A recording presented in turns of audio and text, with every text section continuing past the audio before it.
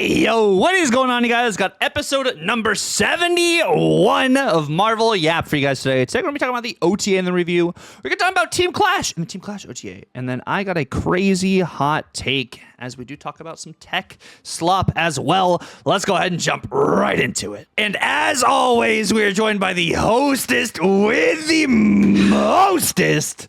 Not my dance. How are we doing, you absolute fiend? This man has arguably, not debatably though, the best beanie gang in Marvel Snap. He might have to fight Ika for it, but they both have phenomenal mustaches. How are we doing today, Dance? Dude, Ego and I, listen, there's a good amount of overlap that happens between the mustaches, the beanies, everything else. Like, for one, I mean, beanies are just easier when I have this much hair. I don't have as much hair as you, but my hair is long enough right now that it's like, I prefer a beanie because otherwise I do this, and I don't feel like this. What do you mean? You want to be emo Toby? Well, tonight will be the night that I will fall for you over again.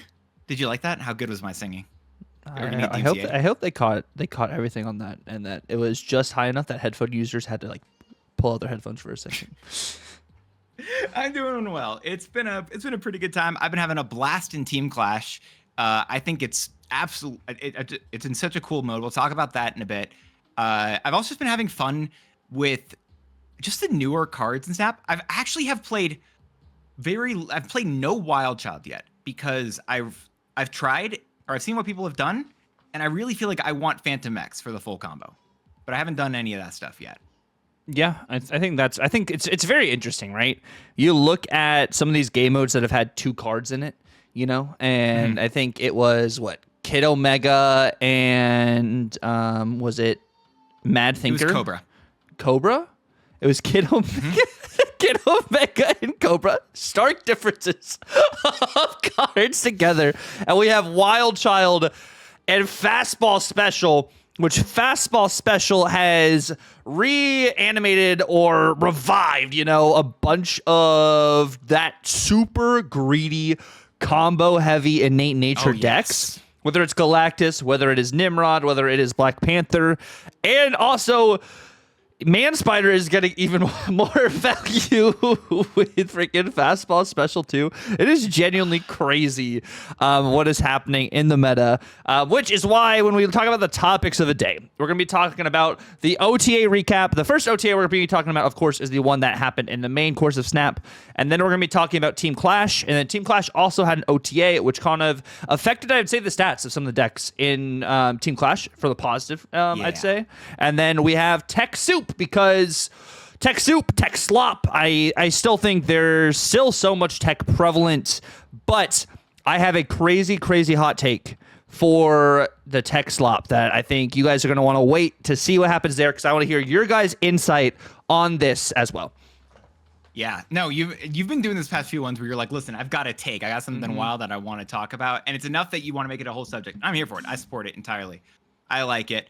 And I'm excited to get. I will say before we even talk about the OTA bit, there's a lot of really fun stuff you're going to be talking about. And next week we're going to be delayed by a couple of days. Yes, this is, for what it's worth, actually the last Yap of 2025. We're going to be delayed in our Yap, and we won't be uploading the our next episode until the new year, actually. So the Thursday next week. The first will be when we'll have episode number 72. 70. Yeah. And we're going to do, I think, a full recap, basically probably the only section. It's just going to be a recap of everything that's happened over the last year. And it's going to be a lot of stuff. I'm interested in I'm interested in just everything that's happened. I started writing it a bit ago and I forgot about it. And I'm going to have to go back into it now that I'm done with school, at least for the rest of the year. So I'll have the time to actually finish this off. So I'm excited to see it happen. Speaking, by the way, of being done with school and stuff, you and I both celebrate Christmas stuff. What's the most last minute present you have gotten or are getting? Like, what's the closest to when you're like to Christmas that you're getting a present that you're going to be giving to someone else? So I think The most last minute I've done before, I think, is day before. I haven't been able to, or I haven't risked, I guess, enough to be like literally day of Christmas getting someone a gift. Yeah.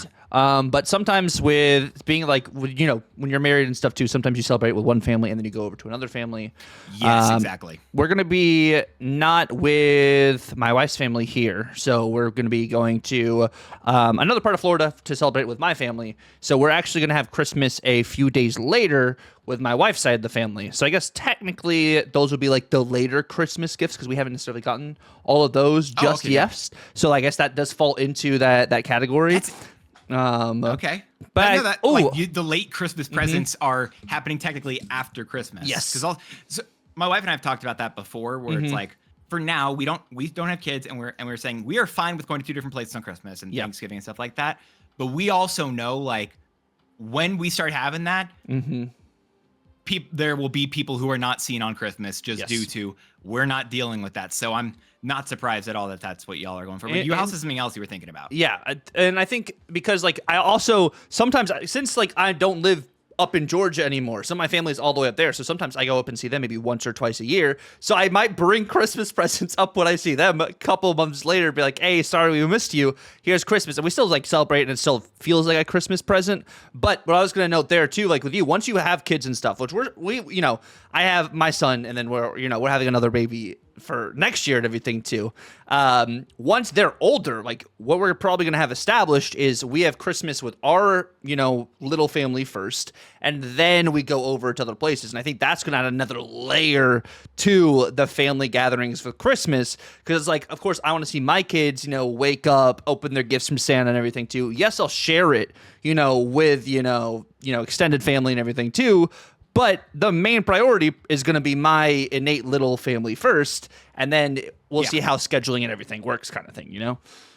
100%. And I like, I mean, it is what it is. I get it. I don't know if I like it, but it's like, I understand it 100%. Like it's what's going to happen, and that's a fair thing. So I respect that. But the reason I guess the point of the whole first original question was, so I have a big enough family. I have 4 siblings myself, and then we also have family that actually lives in California. And between basically my my grandma, aunt, uncle, and their 2 kids who live out there, myself, my wife, my 4 siblings, and my mom and my dad, there are so many of us, we've decided like we don't want to give everyone presents every single time. So what we do is we do a secret Santa, and everyone only gets one person present. Sometimes people get extra, but it's like each person only gives one person a present or whatever. So I have my sister, and I forgot to get her a present. Like I knew I had a list, forgot it. It actually arrived earlier today, but then I realized I was like, I want to do something extra, and I bought her a little extra thing, and I was like, well, how soon is it going to get here? It does arrive on the 24th, which I think is one of the latest I've ever gotten a present. So I thought that was like pretty late. But then you dropped out the fact that you are getting them after Christmas, and I think you win there technically. But you also you get the discounts on stuff, so it's not bad. Which, you know, like Black Friday's a scam. Like it used to be great deals for Black 100%. Friday, but now it's like you have the better deal a week before Black Friday, because then the next week they skyrocket the price up. I used to work at Target, so the week before Black Friday, the prices are lower, they're discounted. The week of Black Friday, they spike up the prices, and then it's 50% off. And it's 50% off the elevated price they spiked it back up to. The psychology of you're getting a discount. But we're jumping freaking all over the place over here. We're gonna talk about this OTA, right? God, I was gonna ask you about the thing. If you've seen the website that like tracks Amazon's stats, like it tracks the prices of things. And like keeps track of them, and it will show you when Amazon like raises and lowers all the prices because of that. But we do need to talk about the OTA. We're going to talk about too many other things, and the OTA. Okay, I like it. Yes. I actually like this OTA, but I think a lot of people don't. So, 2 of the main cards that got hit in the OTA, I'm like, yes, these there are only 2 cards solid. that hit in the OTA. Yes. I'm like, they're solid. Some of the other ones felt just a little meh, but I think it's because like the immediate reaction is like not maybe too many people at maybe our collection level are playing this style of deck. But I think some of these changes will potentially be better for this upcoming season of Dragons, if it releases the way it has like data mine and everything too, there might be some enablers there, or even more in February. Of course, data mine's subject to change. See how it works with some of the Guardians and stuff. It's kind of like we're playing the long game with some of these changes, right?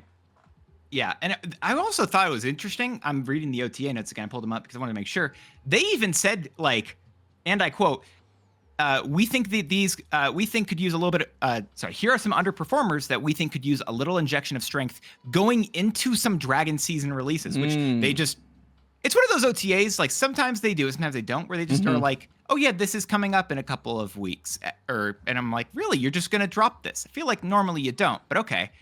I think that's a big deal. It's also a pretty big deal in the fact that this is the last OTA, I think, until their Snowball Showdown. Yeah, I think this is the last OTA we have until like the middle of January. Yeah, so I think the next OTA is January 15th. There's a patch happening on the 6th, which might hold things. I don't know, but so we're not getting any. They usually don't, actually. I shouldn't even say it might. It's 9 times out of 10, it's not holding a fix. Maybe a new card ability, but that's a big maybe. The next OTA isn't happening until January 15th, according to their public information, because they're a company which, spoiler alert, believes their employees are human and deserve time off. For how dare they, in my mobile card game, not force their employees to work throughout the holidays? I do want OTAs, but I also understand that, they probably deserve time off. But the best part about this dance is this is one of the first times that they've gone on a month break, and we're not in a Thanos meta. Bro, you can't say that. We got a card coming out today, and we're not talking about that yet. I mean, yes, yes, but like, okay, can we just skip forward and talk about that? Actually, can we talk about that card? Like, I know we have the OTA, but you've brought it up, and this is the natural. Like, I think we're about to enter a Thanos meta. You think we're about to enter a Thanos meta with the new card? Okay. Yeah, no, I'm sorry for skipping us forward. Find a way to get it on screen here for us. The new card, as I forced Tuccrr to go out of order because he brought it up, is I blame him, not myself. Is Aurora, a 6-cost 6-power card that says on reveal, give one of your other on reveal cards at each location plus 2 power. Repeat for ongoing, activate, and end of turn. And it also works on cards that have multiple abilities, like Zombie Mr. Fantastic, and a few of Thanos' stones, which really makes me think that Thanos is coming back.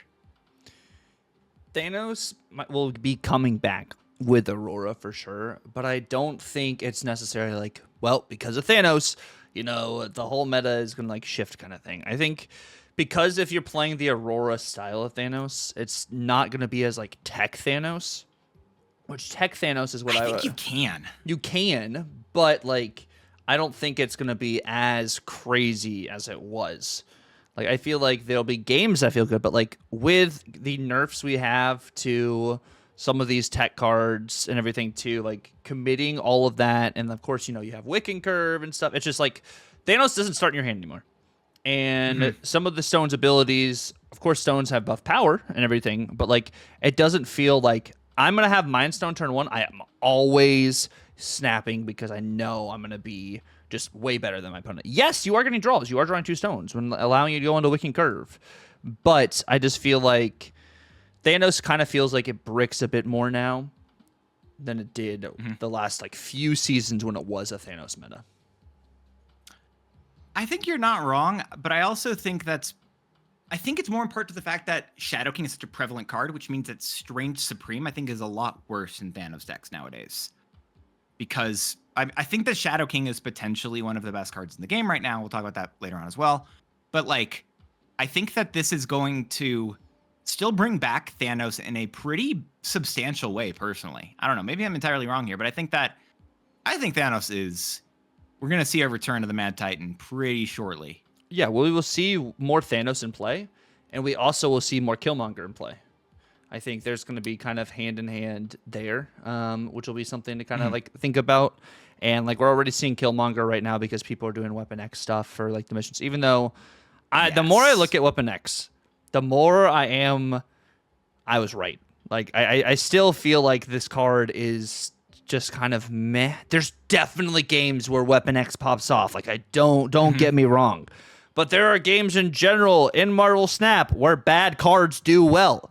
I'm not saying necessarily Weapon X is a bad card, but it just feels like for a season pass card, I'd rather it have been one of the skills. It should have been Animation Infusion as the season pass card, and then it should have been like another skill. Like maybe it is fastball special as a super premium, but like that would have been even worse. I do wish probably. it was those two, like, and to start the season off, because fastball special has been an absolute blast. But I think that Weapon X is definitely underperformed. I mean, I love it when, personally, I'll say this, when you know the new card, season pass card, is worse, because then it just lets me say to people who think that second dinner continually release broken season pass cards, pointing at the cards that just actively aren't, and they have to keep buffing. I don't know. So I don't mind that from the I told you so standpoint. Mm-hmm. But I do think that's a very, very fair point, and I don't hate it. It's like I think Weapon X is I don't know, it just feels like it's so difficult to get online. I think it's the biggest problem I have with it. And it's the 2-cost season pass cards. The OP's 2-cost season pass cards ends with Weapon X. That's true. They're just trying to beat the 2-cost broken allegations. That's it. I feel like if it was a 3-cost and it just went straight to the +2, I could maybe use it a little bit more. But I do like whichever deck you want to talk about first here. Okay.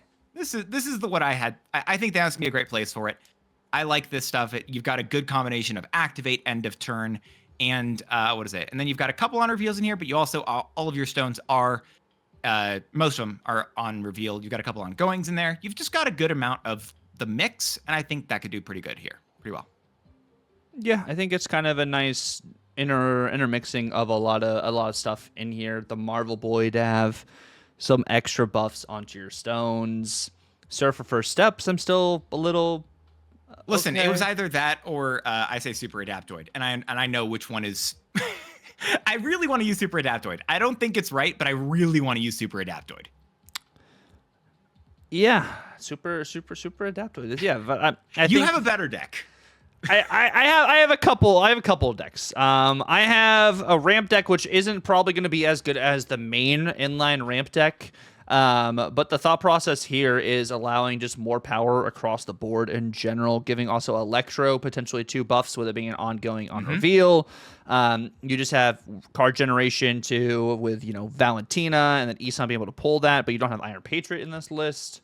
So, like, it's definitely lacking in that department, but I was, like, just looking at some of these bigger bodies and stuff that would get pluses, Galactus, Enchantress, Blink, Chamber, Kale, Valentina, Electro, Luna, and stuff, which I think is cool. And I think one of the best things about Aurora itself is it hits every single lane, including the lane she's played on, which I think is very helpful opposed to some of these other kind of like on-reveal cards. But I think this will be one of the ones I'm more excited to try, which is, like, just a bucket ton of activate cards, which could totally just be super clunky, which, that happens. There may be a world where you want to have magic in here or something too, just to maybe have just better outs or something. Sure. But this is like random energy, random power go, and being able to just have all sorts of options across the board. Maybe some Scarlet Spider shenanigans, which I haven't tested Scarlet Spider with Maverick. It's something I actually do want to do soon. Oh, that's interesting. Because, adding the power to Scarlet Spider before, it duplicates or not duplicates, before it, adds a copy of itself. Yeah. Which, honestly, I wish the Scarlet Spider ability was similar to the one from Team Clash. I think that would be pretty cool. Of course, that is a 3-cost Scarlet Spider, which I would love even more than just a 4-cost Scarlet Spider. But just the ability of it being able to move does stuff better. After. Yeah, no. Team Clash is a breath of fresh air, which we're jumping ahead. We've already jumped ahead some of these sections. We keep jumping ahead. But I like this is the other one. Yeah. There was also, I mentioned this literally right before we started because it came to my brain. I kind of wish I had done something with it where it's like also Zoo.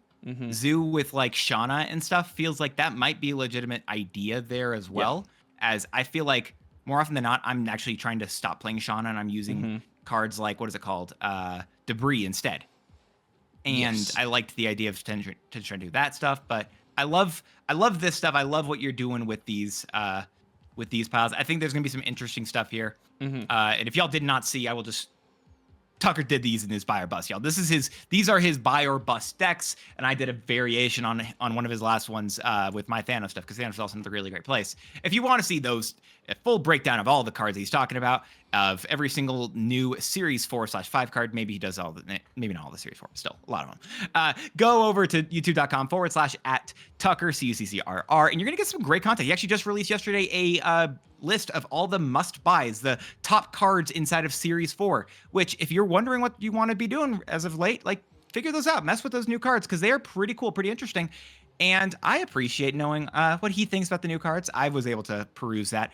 I don't watch a lot of the content that he'll put out sometimes, but you know, whether or not that I disagree with his personal ranking of Uncle Ben is an entirely different point. If you want to know what I'm talking about there, go over to his YouTube channel if you're not already watching it on here, youtube.com/@Tuccrr, or catch him doing stuff live over at twitch.tv/Tuccrr, which actually you'll have to wait till the new year. I think he's done for the rest of the year.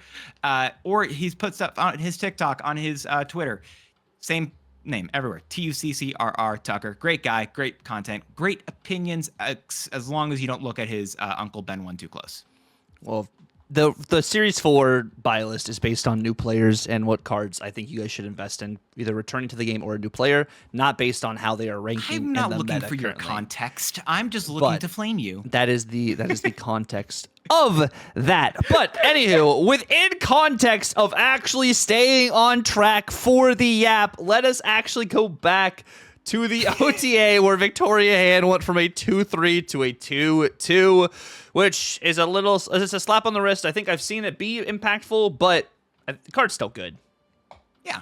This was also the one, so when we had to redo the Yap, we had taken out the section of the OTA because you had said this card was one that you wanted to go to a 2-2. Yep. And your prediction was not made known to everyone, but I do feel like I need to properly accredit you for guessing and getting an OTA hit correct on the first try on the one that they're actually going to do it on. Because we can get them right, 3 months in advance, but you got it on the one they were doing it for, even though no one saw it. But he did.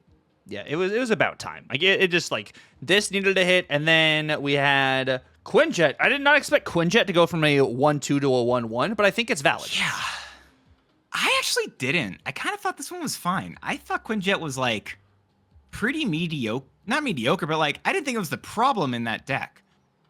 They said it was right, but like I don't know. My opinion personally was that I felt like that deck had a better time doing stuff with like Shadow King and being able to run both Shadow King and what's the other card? Deafening Chord. I feel like both those cards being able to be inside the same deck made that deck a lot better. I didn't think Quinjet was the problem there, but they did say it was one of the strongest pieces of one of the strongest engine pieces of the deck. So I get it if they say it, sure, but like anecdotally didn't think so. Yeah, I think that's fair. I think it's also looking at like globally in some of these other decks too. It kind of like Quinjet getting hit reminds me of Zabu going from a 1-2 to a 1-1, and I think that's kind of like the same reasoning that I kind of resonated more with for Quinjet. Not necessarily that it was like oppressive, but the way it can generate discounts, and it's not just set just in like one type of deck. I think I actually like that also. And Airshim took a little hit from Quinjet being hit like that, so sure. That's a dub in my book. But as we continue, we have all of the non-ability cards, which Dance, honestly, I feel like either a couple months ago, you were talking about buffing some of these non-ability cards.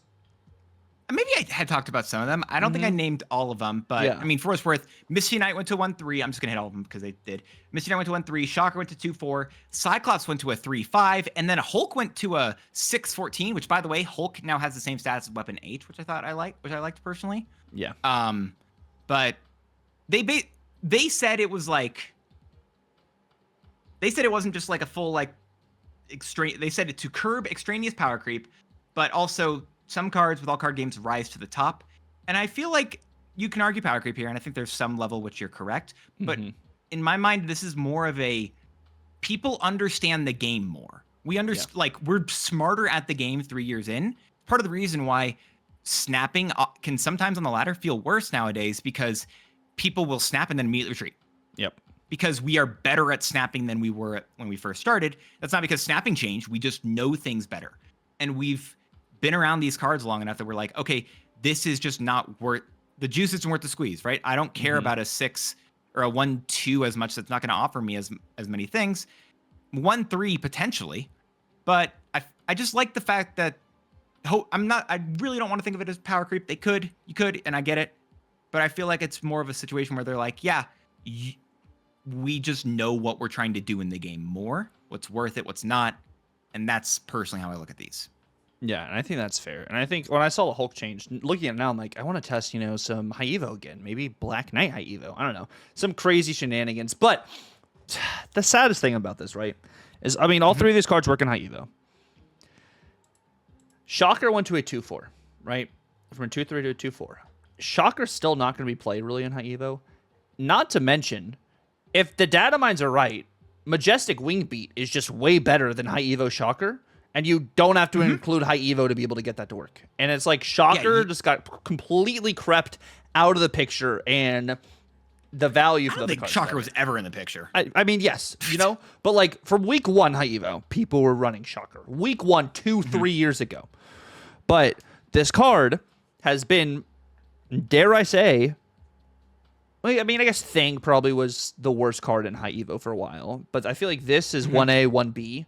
Kind of one of the worst cards to just include in that style deck. I mean, the energy discount is good, but like, is it really that good? Kind of thing. Would you rather run something else? So like this, just not having another change in High Evo, I think is kind of what I wish they could have done as well. Besides giving it a point of power, which another card got a point of power in this that I think is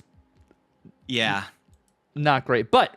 Hulk now has even better scaling for the High Evo style deck, which I think is pretty cool. It has the same scaling. It just has a better baseline. Yeah, but better, but more. You have a higher likelihood now to get this bigger than Infinite with that extra starting 2 points. So STG, I'm sorry, but maybe it is time for you to start getting that. The Buff the Infinite campaign really keeps getting its point.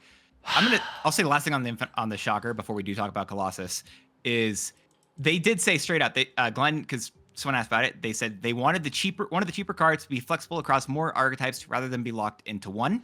And I think I just think they're wrong, straight up. I just do not believe it. I don't think the card is good. I don't think it's worthwhile to put into other decks, even its own. Like, I feel like people have been asking for this card to be buffed. I'm looking at it. Evolved Shock, people were asking about it. All the way back in when Surge got added, when they were like, okay, cool, can we get a change to Shocker? And they're like, we're considering it. I'm hoping they're still considering it because this card still, it still sucks. We don't have the Evolved Shocker ability, but it's like on reveal, give the leftmost card in your hand -1 power, I think, something like that. No, give the leftmost card in your hand -1 cost, yeah. So it's a targeted -1, but yikes. Just like... Why is Colossus a 2-4? That's your change to Colossus is to make it from a 2-3 to a 2-4. So I guess when you're pool 1, you're a pool 1 gamer, your Colossus is better. Once you get 2 new cards and you stop playing Colossus, oh no, I don't play my 2-4 Colossus anymore. Sweet, I think as a new player, you're okay with using it inside of an ongoing deck now, and that's really it. Yeah, no. Why is he not 5'10"? I've seen stuff. Just make him cool and make it so it's actually a card you might want to Shang-Chi or whatever. Yeah, I'd love to see this card actually be good. I think the only place this card is going to be used is Cerebro 4, and that's it. Yeah, if you just don't have any other cards and you're like, well, today I want to be a little different and I want to play like that. Well, Cloak helps with repositioning to help set up for Prodigy things, but... The deck was running, I think, Cloak and Doctor Strange, and I think you put Colossus in there instead of one of those two, personally. But that's literally... I was thinking about... I spent a lot of time trying to figure out what you could do with this card, and that's all I landed on. You're telling me you're actually hard running Colossus in C4 now? I think Cerebro 4 probably, that would make sense to me, personally. That's the only card I feel like you'd be putting in there. I don't know.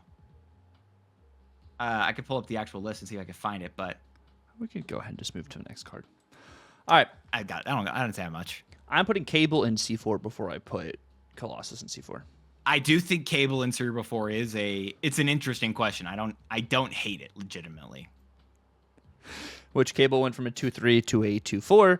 I didn't think Cable needed a buff, but I'm seeing more Cable actually on ladder now because this is not only is it a 2-4, which is good stats. You know, Colossus 2-4 is genuinely good stats. Same with it for Shocker, but you're also stealing one of your opponent's cards, so it's a good ability for that as well. And that is, so I was talking through some of the OTA changes with people who are better at the game than me, trying to figure out what I wanted to talk about in my video, and Cable being the thing where it's just like, you use this for information, and that's like the biggest thing. And I was like, okay, sure, that's about all I got there. And I mean, yeah, there's probably going to be a little bit more like mill and stuff maybe, but I don't think there's much more. I had heard people talking about this card before, and they were like, all right, this is just like one of the worst cards even inside of mill, because 2-3 typically isn't worthwhile. That doesn't do a whole lot, but as a 2-4, it does make a mill deck slightly more interesting. It really makes me feel like at some point, and I don't want it, but I feel like in the next, I don't know, like the Apocalypse season or whatever, we might get a payoff to this like mill deck. Yeah. And I really don't want that, where it's like this card gets plus, I don't know, like a strong guy, but for your opponent's deck instead. Yeah, I think that could be solid. And like when we're talking about 2-4s, Colossus, yes, it's a 2-4, but Colossus' ability can't be destroyed, can't be have its power reduced, but Shadow King still overrides Colossus. So like its power can't be reduced. Oh, but yes, it can. It just can't be afflicted. It literally is just, it can't be afflicted, but it can still have its power reduced, where like Cable is taking a card away from your opponent and is a 2-4. Like I'm putting Cable above Shocker and Colossus. I agree with you for what it's worth. I do agree. I'm going to cope on my one use for Colossus, but that doesn't mean that Cable isn't just strictly better. Did you realize that Iron Fist was getting like kind of pushed out of the move decks? I didn't realize that. I had only seen Iron Fist in move bounce. And that's something I had realized you're not seeing it in the other standard kind of Mana Web Aranya Cosmo Juggernaut package. Because you're running Cosmo and Juggernaut now as tech pieces to protect your big cards, Iron Fist just does not exist there. Yeah, like you said, unless it is move bounce, which like you said, I hadn't really thought about until it went to a 1-3. Yeah, which is okay. I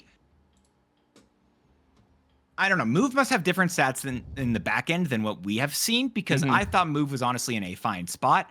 And they said Move took a large hit with the last nerf to Human Torch. They want to make sure that they want to try to get Move to a reasonable place. And they've kept like trying to tread water and fix that stuff up. Sure, I get that. It did kind of feel like I thought it was fine. And I was kind of shocked at this at this change personally to me. Yeah.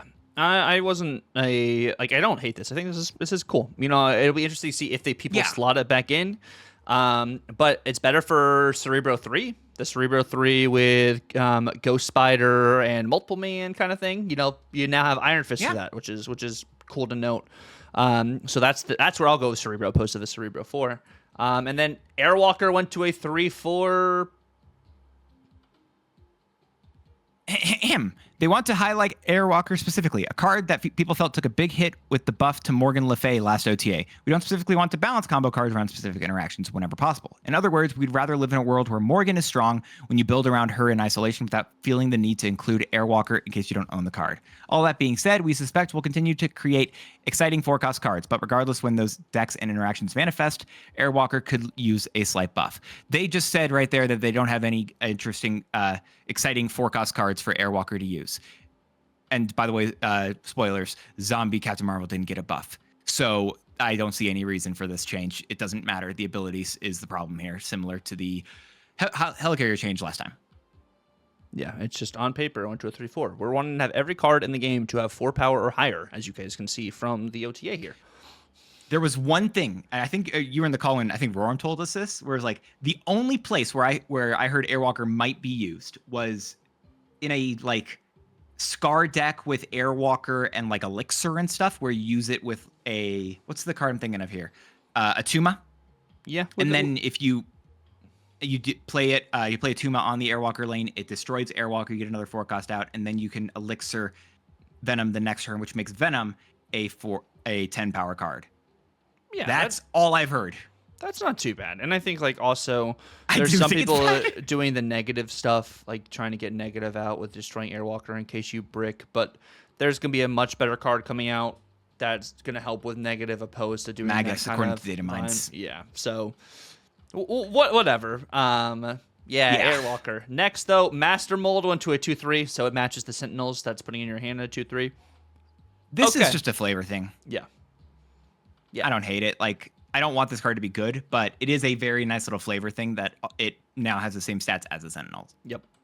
Joaquin Torres, honestly, at a 2/3, okay. You know, he got a point of It power. was fine before. Yeah, so at a 2/3, I'm like, all right, you gave the card better stats, you know, for sure. If it's again, I'm like, what is happening in your back end stuff that makes you think that Joaquin needed this? Like, I believe that something is in your back end that says this, but I don't know what it is, and I thought he was already fine. And like the zombie hunger and stuff, and I think there's going to be skills potentially next season that might help with this too. Like yeah, like the Brand of Shallow and what's the other card I'm thinking of here? Brand of Shallow and the oh god, I can't remember the other name. Whatever the other card is, I can't remember. Those two cards feel like they're going to be infinitely. Majestic Wind Beat. Yeah, those two cards both feel like they're going to be great. And like I'm looking at the Shang-Chi Master of the Ten Rings on paper too, and putting that in the Clea lane, and then just having the Clea spell go off multiple times for the Joaquin lane. Like there's just so many things. I think that's going to be better for this card. So quality of life, another longevity change. Wade Wilson now gives +2 power to the 1 cost that it takes from your hand or from your deck. Now, Dance, question. I think this is a better change for Wade. Do you think Wade would be better, though, if it was only deck and not hand? It'd make it feel better when it didn't have a card. Like, when you have a 1-cost card in your hand, you're like, I would like to play this when I want to use it, not have the other stuff. But I also know there have been specific times where people are like, okay, cool, I can destroy Deadpool multiple times in the same turn because I'm using this specific combo with Wade. So I get that. I wish it was like, replace it with a 1-cost card from your deck, if possible. Otherwise, your hand with +2 power. That'd be interesting if it had like an if-then statement, or even it was like, this probably would make it busted. But what if it like specifically said Deadpool, replace this with Deadpool with +2 power. That would be busted. I think. Yeah, I think that would be very good. I don't know if that would happen, but that's I mean, they said they're so scared of it because it's meant to work with Deadpool, and I get that, but. Yeah. You typically don't want just 1 card in the deck. You want multiple cards that are 1 cost. And so you really feel like this change doesn't mean a whole lot in the long run. It's the Airwalker dilemma that we had with like, you know, it's the inverse because there's more 1 cost that you'd want instead of that specific 4 cost you'd want with the Morgan Le Fay. But like, I'm down. But quick change too. Quick turnaround for a event card to like pretty much a week later after it came out, or a week and a half later after it came out to get changed. And you thought Weapon X was bad. Obviously not. Wade Wilson was the problem. And then Doom 2099 went from a 4/4 to a 4/5 because Doom 2099 needed the extra point of power. So you and I are both not fans of this card. Yes. However, I know for a fact there are a lot of people on like Reddit and then their Discord that are like, we really want to be able to play this card and use it. And they're doing it they literally said, we've heard your feedback loud and clear. We're delivering an early Christmas gift for it because there are people who want it. And they are doing it because they're going to put as many points into Doom 2099 as possible without putting any points into this Doom bots because they're scared of the Doom bots. Yes, is the whole logic. Were the issue more than he was. So I get it. It's understandable. And I don't want it. Yes. But I get what they're doing. And there's a data mined card, and we're saying data mined cards because, you know, we're thinking a lot of these changes are like for the long game. Moondragon, which would work with Doom 2099. So like there's options. You got all the vanilla buffs that are also seeming to work with the data mined Star-Lord Master of the Sun. A lot of stuff like that where it's like, okay, maybe it's going to be good in like this future world. We're not there yet, but like maybe that's the logic of it. Yeah, so that's the OTA. But we got Team Clash. Team Clash is the next thing we're going to be talking about. But before we talk about that, you guys know we just talked about the OTA and we broke it down and everything here. If you guys want to watch a more thorough breakdown of each card individually and potentially even decks for these cards, definitely check out Dance's channel. If you guys have not checked out Dance's channel, you guys are freaking living under a rock, because this man makes absolutely fantastic content. Whether it is on YouTube providing deck guides or OTA overviews as well. He does deck guides unlike any other person, I think, that does deck guides, and he does an absolutely phenomenal job at them. The way he explains everything, talks out his lines, as well as then explains everything later at the end of the video, kind of like the more thorough breakdown. He does absolutely fantastic with those. Or it is posting those decks on Twitter. If you guys just want to copy and paste it into your own little Marvel Snap app yourself and not watch the video, which you should be watching the videos, he posts them on Twitter, which that'll be down in the description below. And if you want to watch them live on Twitch, he does do a lot of his YouTube content on Twitch. Not all of it, but a good chunk of it. If you guys want to watch him do some live gameplay, talk to him there, hear him yap there on Twitch as well. Or if you want to see him play some variety stuff too, if you guys just want to sit back, watch some variety content. Dance watches variety content on stream and plays variety content as well. So definitely check out Dance's info there, as we do go ahead and move on over to what I'm going to say is on Untapped. We are looking at the stats for these Team Clash decks and got some very interesting stuff going on here. Yeah.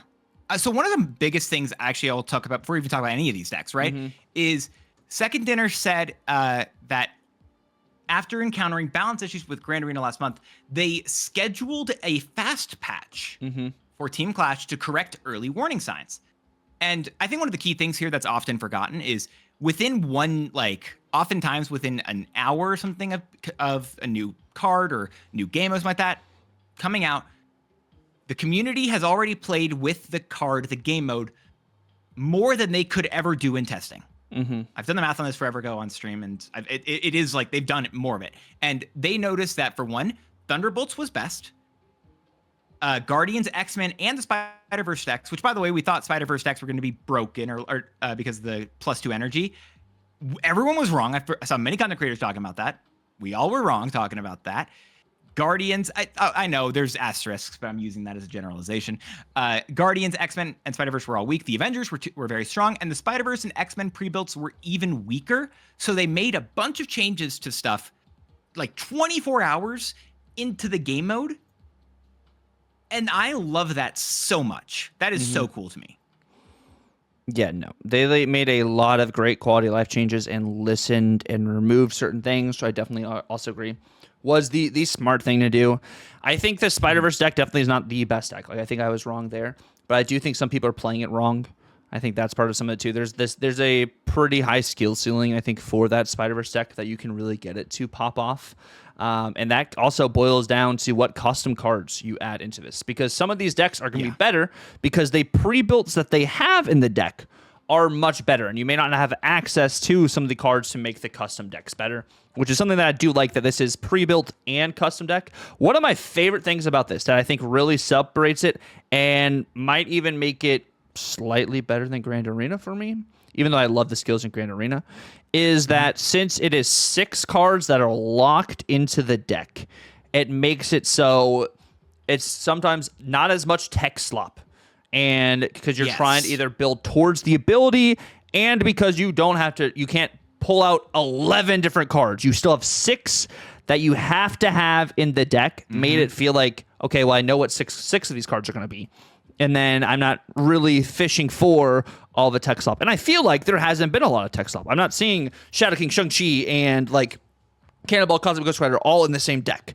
Like, I think that's like something that's like really, really good to note. And I think there's not a whole lot of bans. Like, there's like a good handful of bans opposed to like the 20 or so more that we've seen in like Sanctum and like in Grand Arena and stuff. And I think that's just like what's really cool, I think, about this is with less bans and with the way that they've set up the decks for even custom decks, they did a phenomenal job.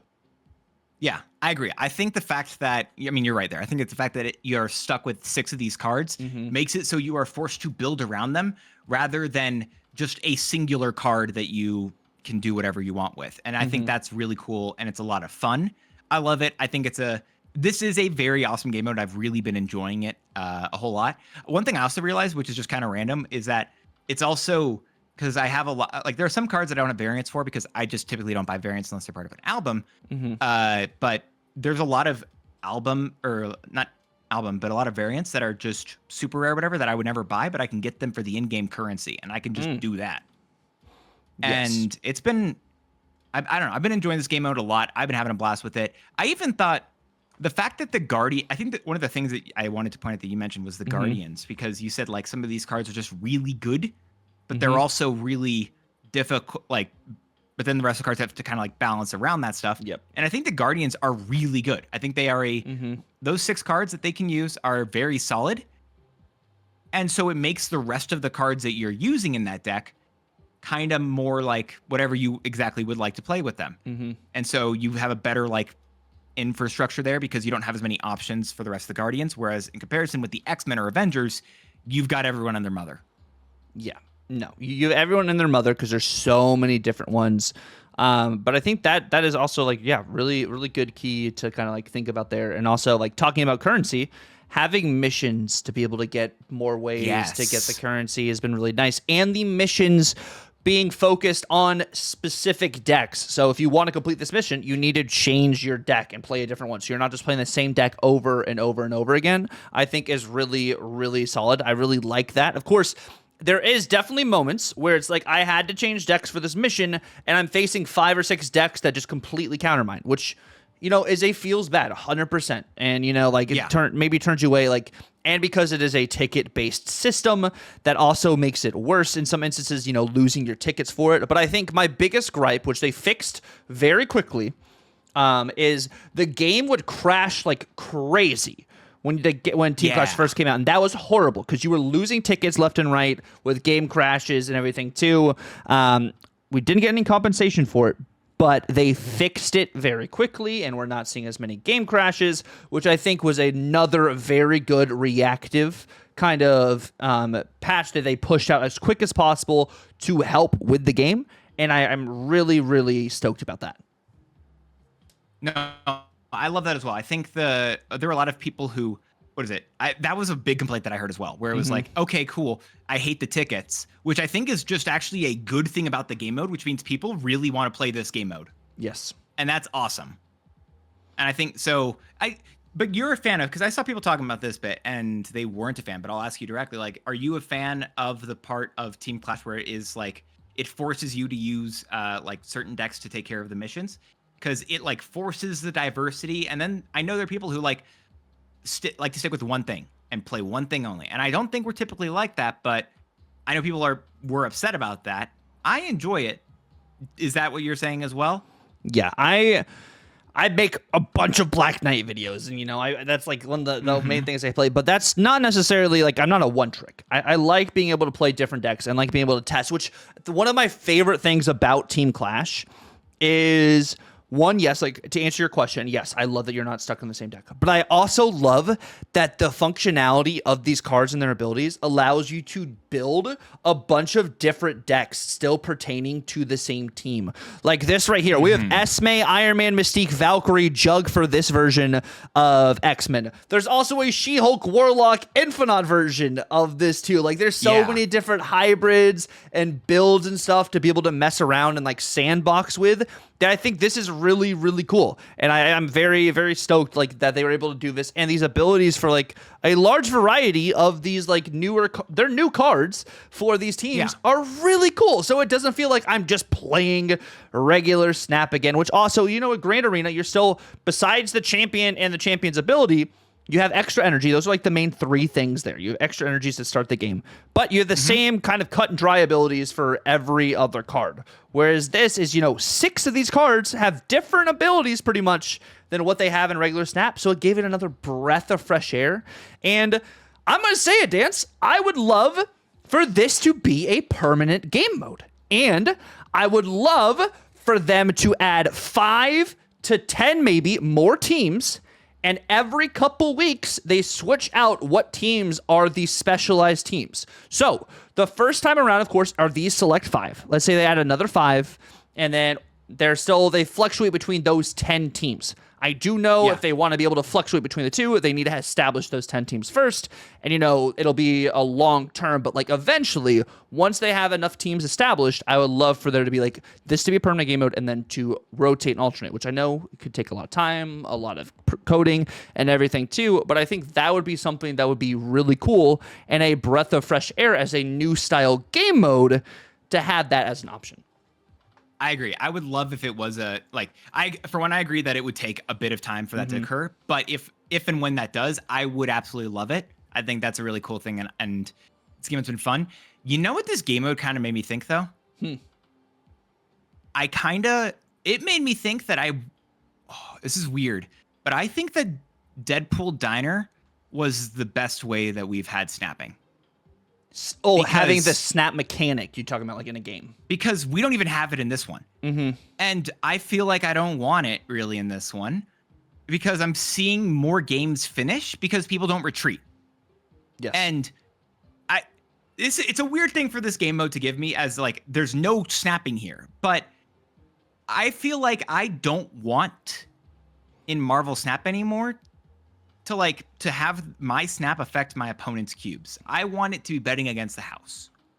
And I know that's probably a weird thing to think about or whatever, but like, I just don't enjoy it as much. I feel like I'm enjoying a lot more of just playing out full games. What I mentioned earlier about people just being better at snapping, better at the game. I think people are better at retreating, and I think that sucks. Yeah. That's interesting, because I think betting against the house, I think there's definitely instances in this game mode I'm like, I should be snapping right now. Like I have like the perfect curve, but I think that's a great point too. Actually getting to play out turn 6 and everything too, because you do lose a ticket, but you still are gaining currency even if you lose. Whereas Deadpool's Diner, while you lose your lose your currency if you lose entirely. You're not playing for tickets, but like once you're out of currency, you can't play anymore. I think that is a nice difference between the two. And I think because there's no snap mechanic and there's no like feels bad in that sense, it allows you to do a bunch more testing, which I also like really enjoy. Yeah. I don't know. The Team Clash game mode, which also I do hope in future game modes, I honestly want them to schedule these like 24-hour patches in which they're like, okay, cool, we're doing this new team. And if it's broken or whatever, we don't have to like wait forever for that Black Panther deck in Grand Arena to be good for so long. It could just get changed very quickly. And I want them to do that more often. I hope they do. I have no proof if they will or not.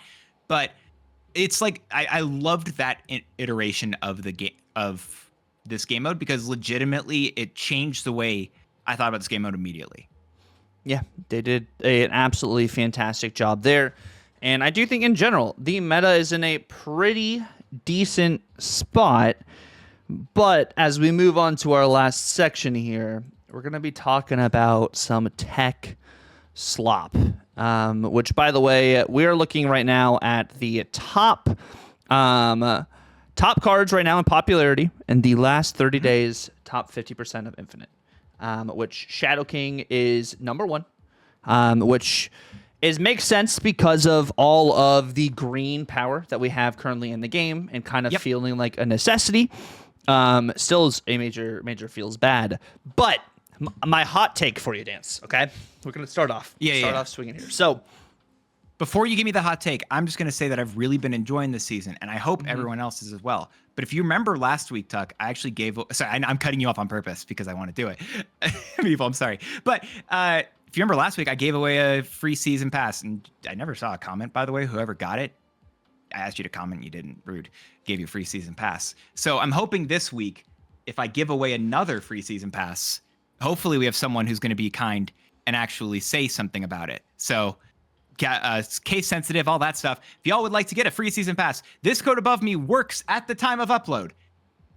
If it doesn't work, then someone else got it before. But if you don't have the season pass yet of Marvel Snap for the December season, there you go. It doesn't upgrade from like super premium or if you already have the regular pass. But if you don't, pick it up. You can get Weapon X, who, whether or not it may be a good card, there's a lot of other resources that are very good inside of the season pass. You can get them all for free. So if you don't have it yet, pick it up right here.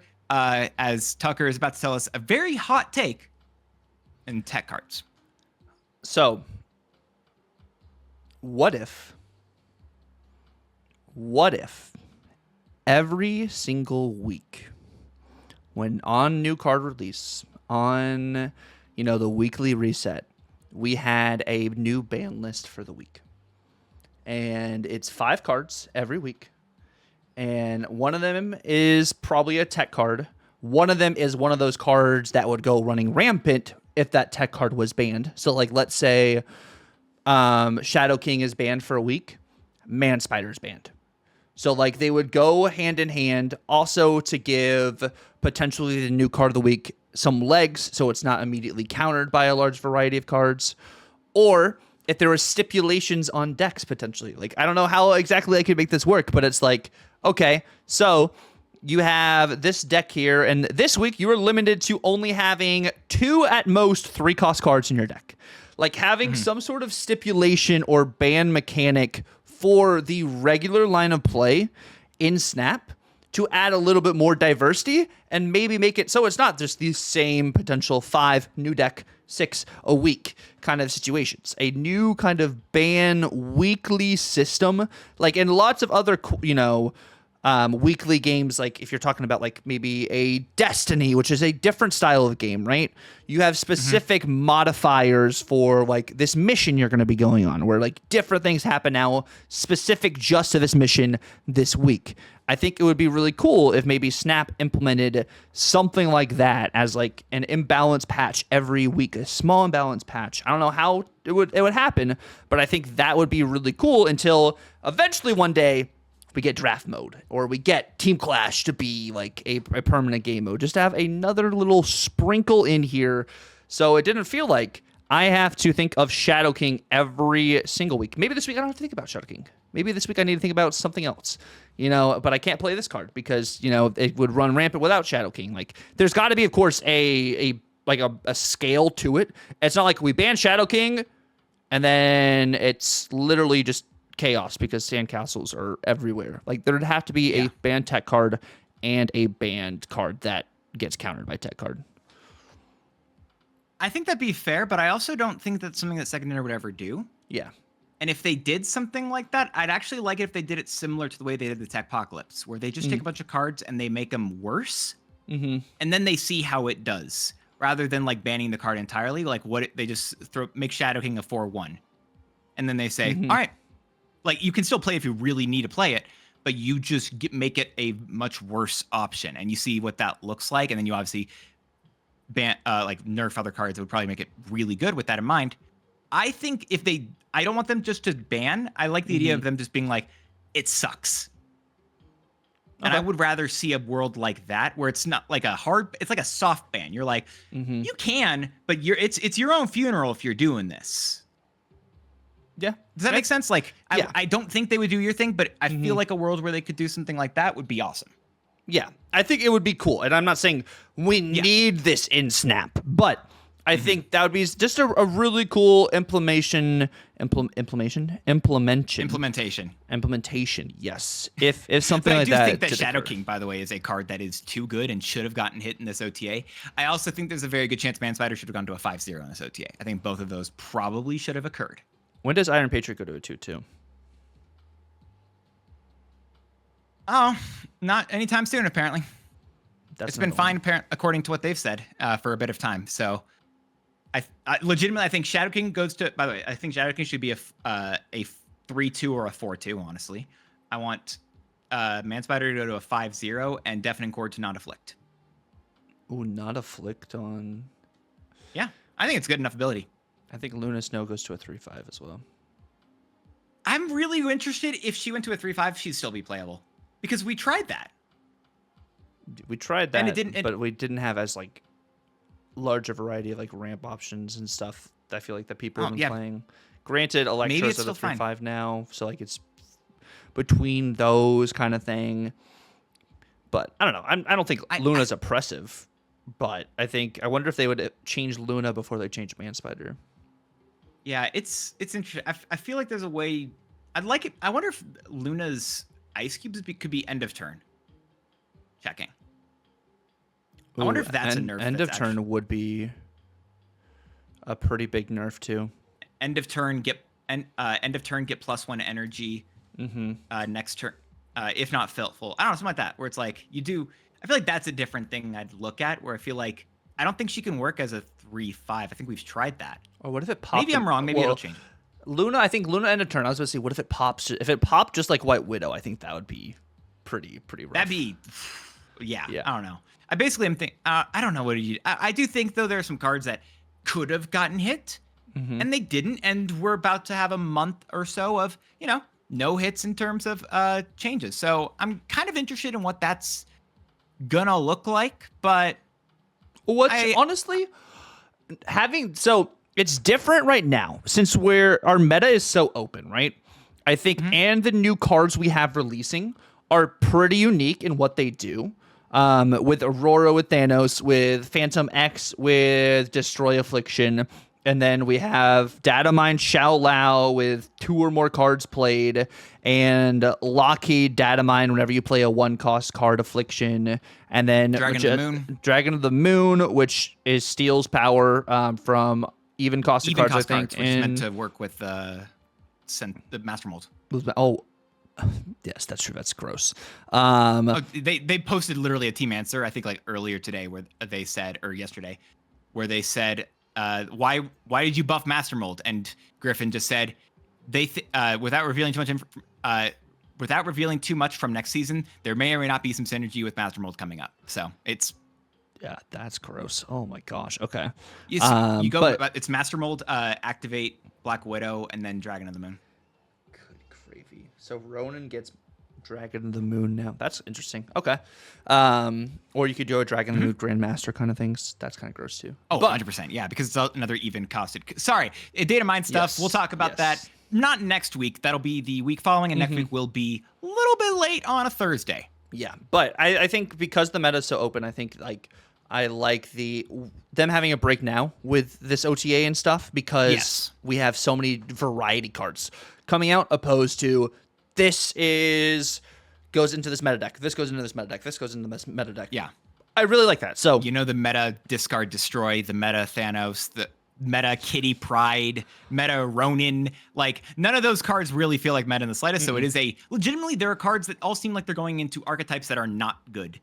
Yeah. Which is honestly pretty solid until someone figures out a way to put them inside of a good deck, and then we are upset at second dinner. Yeah, then we get cooked. But nonetheless, I think that's kind of the gist of what we got going on here on the app, which, by the way, if you guys did make it to the end of the video now, if you guys in your comments would use the word...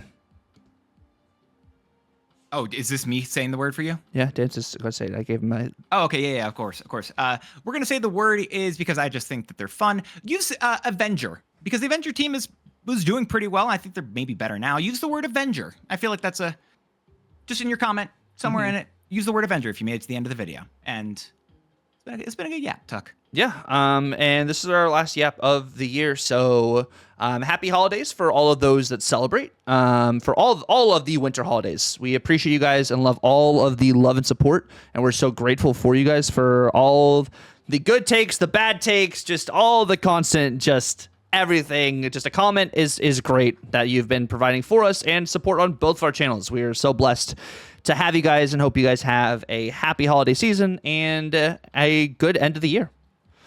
Yeah, it's been Tuck, I appreciate the opportunity to be able to be yapping with you for all of 2025. First year that I could say that, at least. Like all this year we've been yapping, and I'm very thankful for the opportunity and the blessing I've had of your friendship, your consistency, and just, I don't know, just this, it's an opportunity just to be able to talk, because it's always a fun time. Yeah, this partnership we got going on is a blessing, and I wouldn't change it. We may butt heads back and forth, but it's all out of love, because Dance and I are brothers. There was once a comment that someone said that you were too mean to me. There was, which was crazy. Which is crazy. Me? I thought I was meaner. I was like, all right, okay, yeah. Grinch over here. Yeah, like, calm down. So we got the Grinch and Scrooge over here, I guess. I don't know what was happening, but thank you guys so much for such an amazing year. We absolutely love you guys. It's been real. God bless, and laters.